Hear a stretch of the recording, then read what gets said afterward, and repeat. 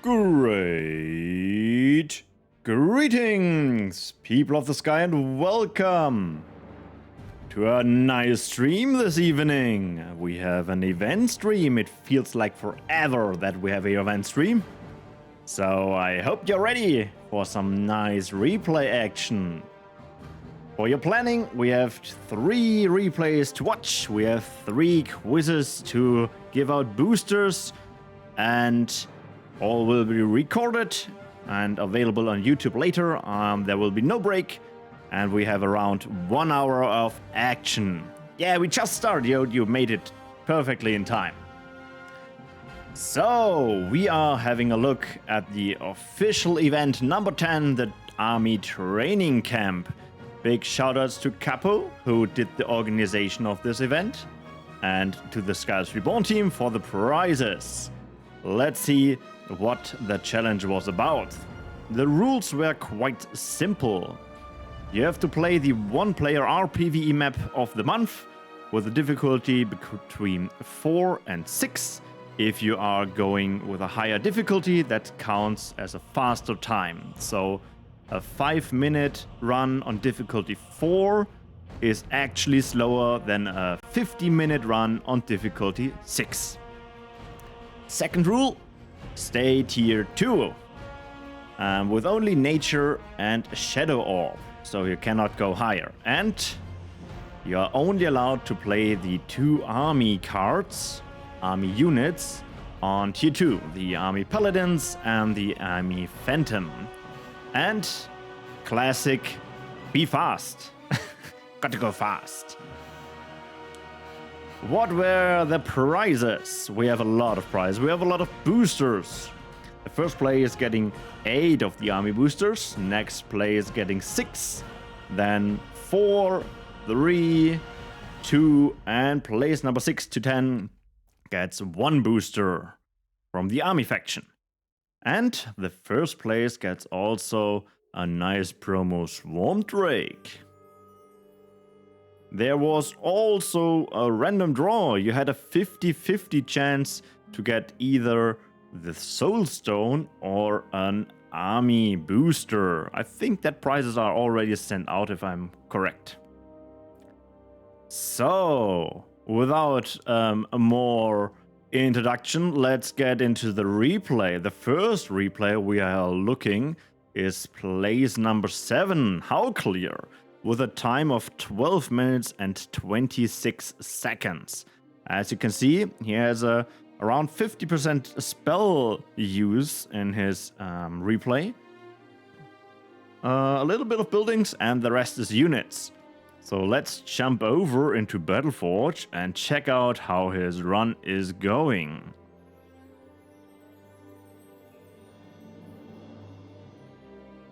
Alrighty. We have here the map while he is building the first building, which is a Fountain of Rebirth, and getting his nature units running. We can have a look at the map here.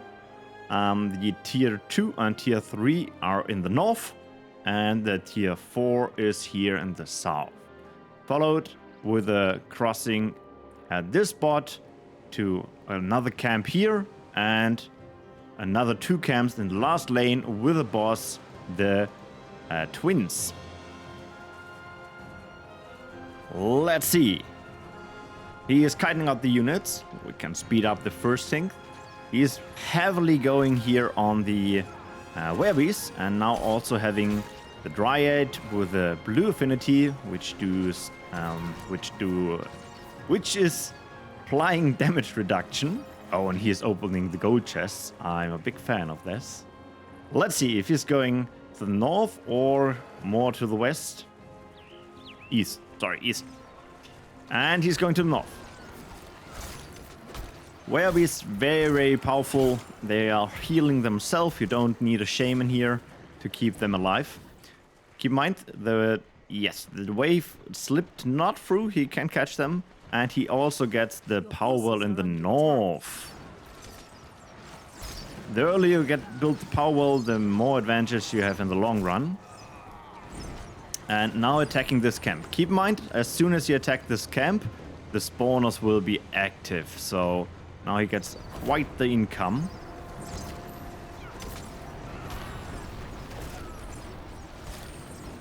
More werbees doing stuff. As you can see, they're not even taking any damage. Their self-healing is so good.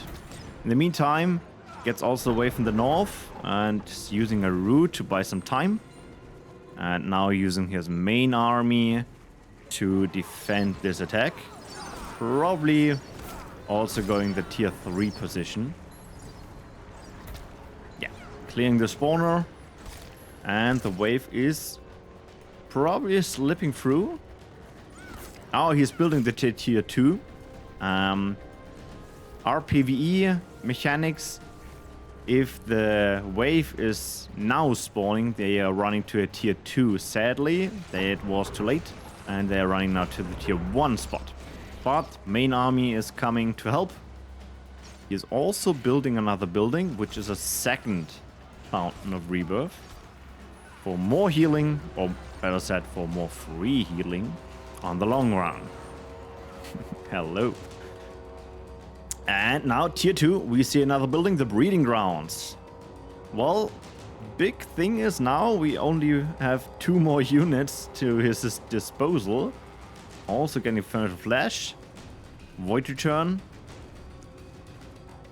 And here's the second thing for Void Return, the Sunken Temple. It's not the nicest way to have Void Return, but better than nothing. Kiting out the units near to the Furniture Flash, so he can use the souls from the corpses from the enemies. And now we see the first army units, the Phantoms. Your forces are under attack. Running all the way to the other side of the map to clear the camp. Sadly, there's another spawn. And that is cleared. Another wave. Okay. Yeah, now we see a big problem of this map. We have the tower here with the knockback. And there's actually no unit you can use which is not affected by this, because there's no L unit in your in the unit. But with sheer force, just a lot of units, you can push through. I mean, we have quite a lot of Phantoms already. There are 13 Phantoms.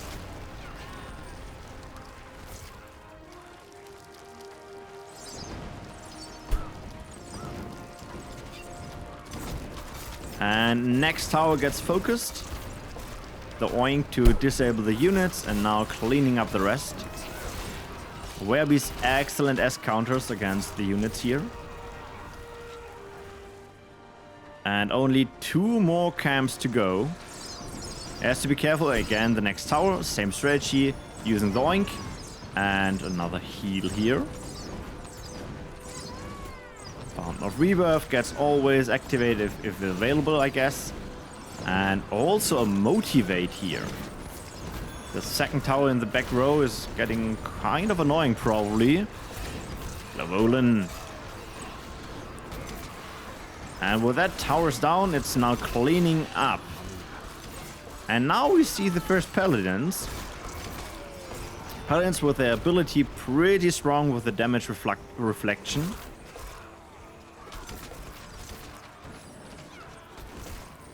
Really on the guard. Oh, okay, I missed that. Thank you. Really a very versatile spell. You can buff your own units, but also disable the enemy. A motivate. I think on the Phantoms? No, on the Werebeasts? Haven't seen it, which unit he hit. Yeah, damage reflection of the Amii Paladins. We see the Mumbo Jumbo on the enemy, the Invem also. So all the spells which do a bit of debuffing on the boss, because he has a lot of energy, not energy, a lot of health, which is kind of annoying to deal if you don't have strong units. We have now the range units doing their best here and summoning some of the Paladins to tank the damage. And hopefully they will get out of daze so you can use the ability. Yeah, now they are active. They're dealing a lot of damage on the enemy. And now finishing with the 12 minutes and 26 seconds. GG, that was a very nice run. And with the first replay done, viewers of event streams know which is the next part of the stream. Obviously, it is quiz time. So, get yourself ready. For everyone who's joined the first time, I will ask a question and you can send in your guesses. There's a line of boosters. You can send it after the line of the boosters. And the one who is the closest, or the first who hits, of course, will win a booster. So, get ready. The first question, we had the shadow and the nature start. And the question is, which was the most picked color from both of these? We have 70 and the number recipe. So I'm looking for something for, let's say, 40 nature or 75 shadow. Yeah, Volan is doing it right. We need a color and a number. Okay, numbers coming in. It's working.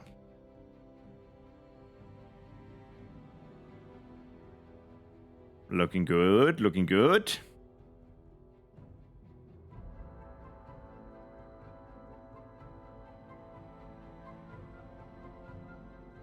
Okay, I guess everyone who wanted to join has their chance.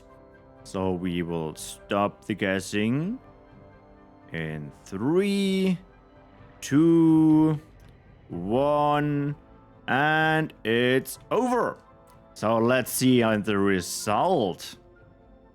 The correct answer is nature with 69. And no one guessed 69. That is a classic number. So we have a 70. I think 70 is the closest. Yes, 70 is the closest. Yeah. So, T-Quesp, could you send me your in-game name in the Twitch chat? Trando, okay. Awesome, you will get a nice booster. And let's see what is the next replay, of course. We are going to place directly to place number 2, which is Rapsy. Finishing the map in 10 minutes and 42 seconds. And as you can see, the spell rate is going down, but the unit rate is going up. So more damage by units than we have seen in the replay before. Let's jump over into Battleforge and check out how the run is going.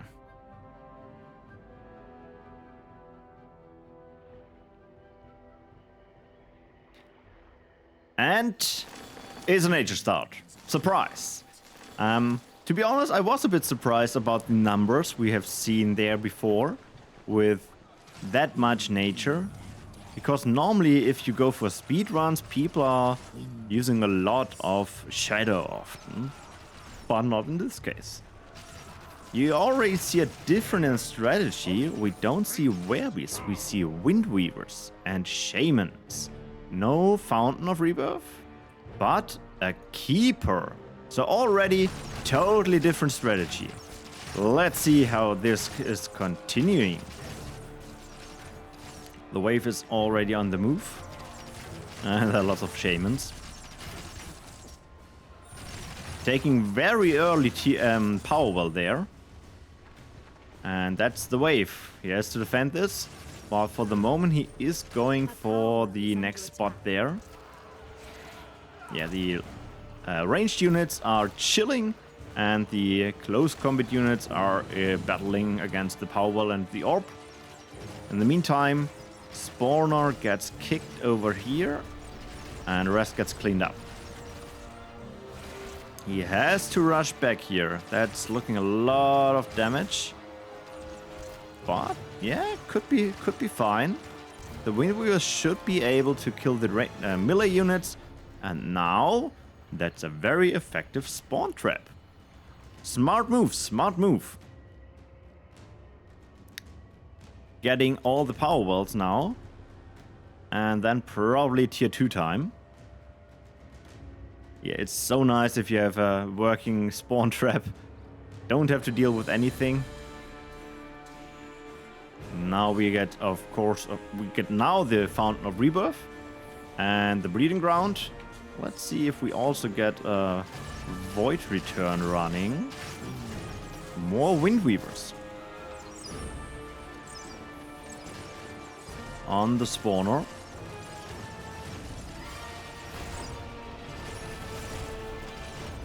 Killing the rest of the units. And double Fountain as before. I think the big difference is here not to invest the energy in the buildings early and just go for later. And the Dryad also now joining the army of Windweavers. Plus, we have some snappies here. The Red Affinity, let's check again just to be sure, is doing... will take 50% more damage. So the Windweavers will be more effective against the units which they get hit by the snap jars. And for now, there wasn't not a single healing spell so far. Let's see how the Windweavers are holding up against the tower. But with the snap jars effect, they're dealing double damage here on this tower, shredding through the HP. Very nice strategy. But now it's time to clean up. And hopefully his Windweavers... Okay, he is using the spell, the healing spell, just to be sure.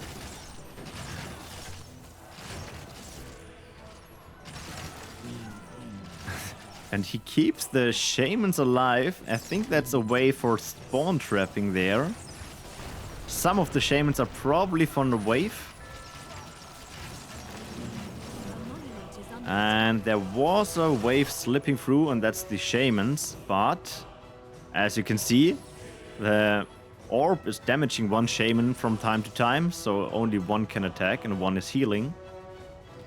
His army is running back for the next tower. So again, snappies will do the more damage effect on this tower, and the units will do the rest, the Windweavers.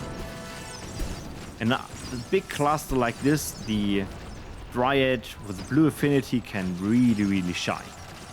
Damage reduction on so many units, that's insane. Oh, and he opened the gold chest. I think he missed to open... Yeah, he didn't open these two, but he decided to open this gold chest. Okay. And only 2 more camps to go. Just a small reminder, we haven't seen a single army unit yet. And there's a motivate on the Windweavers. And here, as we have heard before, the Tranquility, disabling this unit totally. Plus more damage, if I'm correct. And now the rest, the spawner is down. He killed the shamans with the army phantom.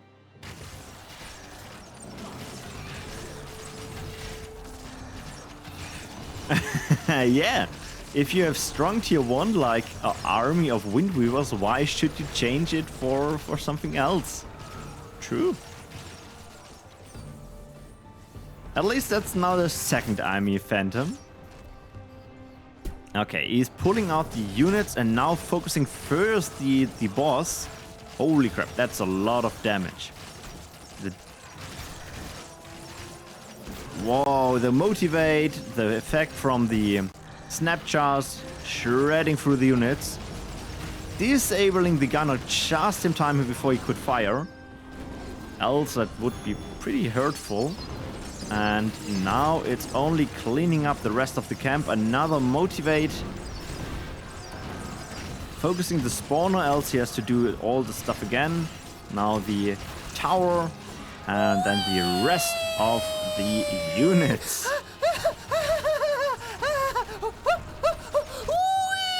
GG's! I think the Juggernaut is also happy about this run. So, and after an awesome run, you know what's happening next. It's quiz time! Before we jump into the next run. And as before, I will draw the line. And you can then send in your guess for the question. As we have seen, tier 2 is nice because you have more cards. And the question is, what was the fastest tier 2 time? For all 55 runs with a difficulty level of 6. So not all runs, only the rPvE 6. We are looking for a time now, like 2.5 minutes or 20 seconds. Okay, first numbers are coming in. Okay. I like the range.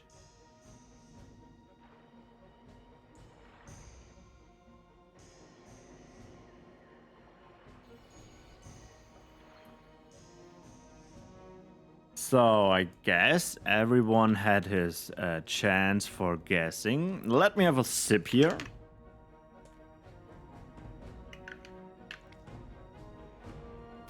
Okay, let's close it in 3, 2, 1. And find out the correct answer. And actually, your guesses are pretty high. Element G took his tier 2 after 1 minute and 42 seconds. So if I see this correctly, Carafex gets a nice booster. Congratulations to you. Let me save that and write that down, else I will forget stuff. And now it is time for the first place, obviously. And the first place goes to Trando. Congratulations! And as you can see, the ratio of spells and units is more shifting into the units now. Let's jump over and look how the strategy is working.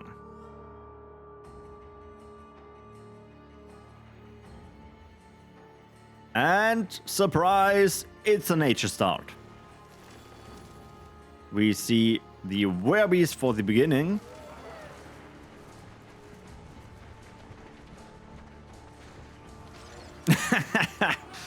Well, you get the first place, so it was not too scuffed. As we have seen in the first replay, the werbeast with the self-healing is pretty awesome. Going directly for the next camp over there. I don't know Carafex for the fastest shadow time. I had to check this afterwards. Already getting the first power well here after 1 minute and 20 seconds. Going directly for the next camp. In the meantime, a wave is slipping through here. So he has to defend there later. But for now, he is focusing on tower, not on the spawner. Let's see if there will be a respawn. And no respawn, but a big army at the orb. Let's see if he can make it back in time. Well, yeah, Hurricane. But the spearmans here don't get affected by the Hurricane. So he has to focus them out. Ooh. 110 HP. Totally calculated. And now it's tier 2 time. Your forces are under attack. In the meantime, already going for the next spawner. Fountain of Rebirth also helping with the healing of his Windweavers. But yeah, they probably... Oh, will they survive? The Hurricane? Yeah, they will survive. We see another Sunken Temple. So the low budget Void Return is probably coming back.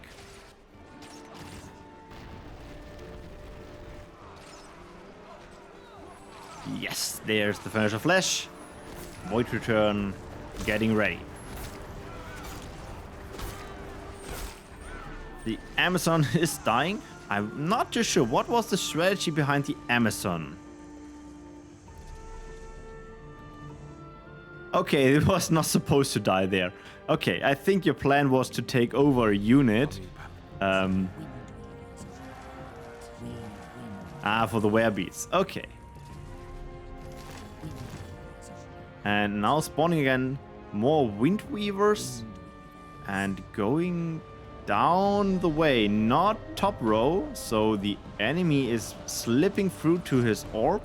So you can kill them for more Void Return. In the meantime, the army arrives at the bottom camp here. Instantly going for the spawner. And the Sunken Temple bugs are doing their best to keep the orb alive. It's not directly close. Second Sun Temple is getting ready. And now the attack is going in for the next cross section here. Also here with the Snappies. Amii Paladin falling back here. Kiting out the units and using the ability on the Amii Paladins for damage reflection, but now running out. Focusing on the units and probably then for the lower end of the camp for the tower. And there is coming a second army. Keeping the units alive. Using spells totally fine if you have a good Void Return here. And now Northern Camp. Again, the tower. Big problem with that rule set, but using the ability of the Amii Paladin, so they are not going to die here, at least for the next 10 seconds. Buying enough time to kill the spawner, but sadly another wave gets spawned here.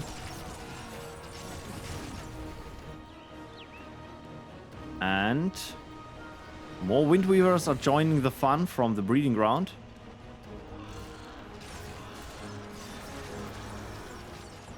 Killing the wave. And now let's see what the strategy is for this camp. Do we see the Tranquility? No, we see an Oink. The ability of the Phantoms. Of the Paladins. And sadly is running out now. Using a route to buy some time in the north.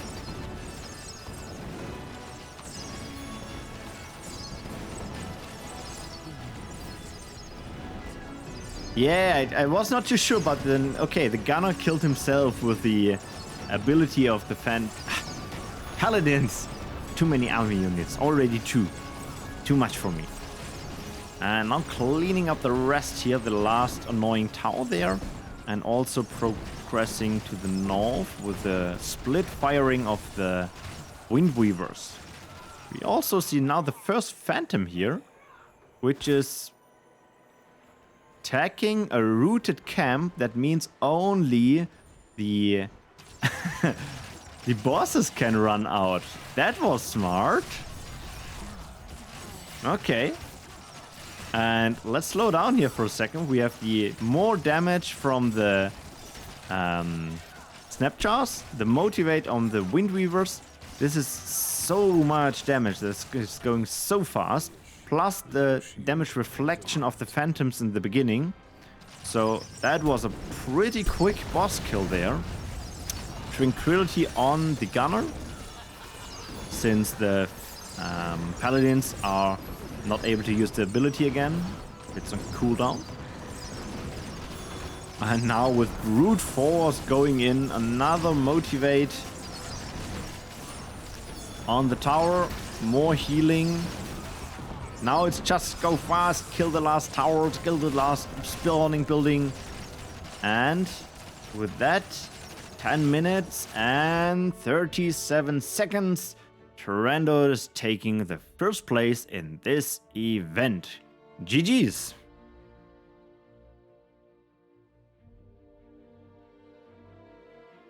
Yeah, that was a very close call here.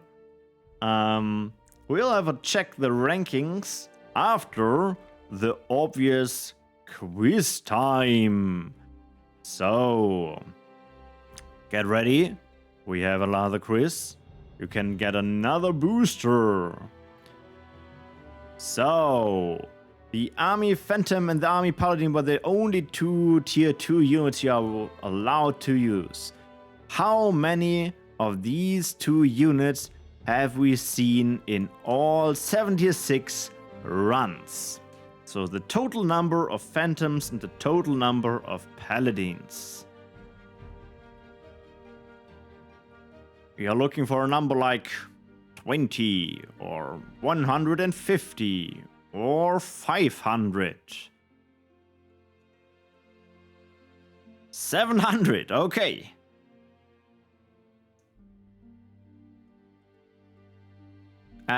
Totally together, so all units together. All Paladins and all Phantoms.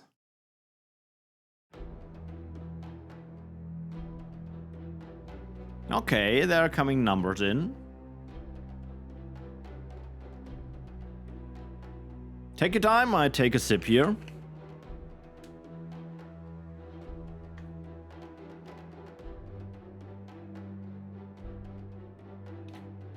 Alright, I guess everyone had his chance to get a booster here. Rapsy with a 100.